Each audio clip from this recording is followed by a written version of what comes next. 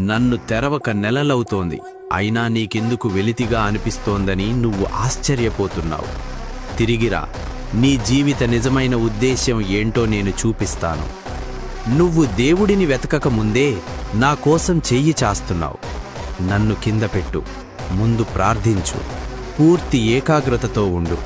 నన్ను ప్రేమించడం నిన్ను నాశనం చేస్తుంది, కానీ దేవుడికి మొదటి స్థానం ఇచ్చి నిజాయితీగా కష్టపడితే నీకు కావాల్సినవన్నీ ఆయన ఎప్పుడూ సమకూరుస్తాడు.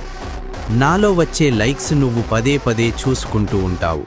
ఒక పరిపూర్ణమైన వ్యక్తిని సిలువ వేసిన ఈ లోకం నుండి నువ్వు గుర్తింపును ఎందుకు కోరుకుంటున్నావు?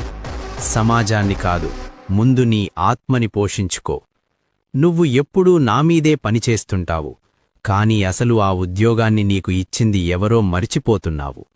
పని చెయ్యడం మంచిదే, కానీ దేవుడిని గౌరవిస్తూ ఆ పని చెయ్యి. నీ బైబిల్ తెరవకుండా ఒక్క ముద్ద కూడా తినకు.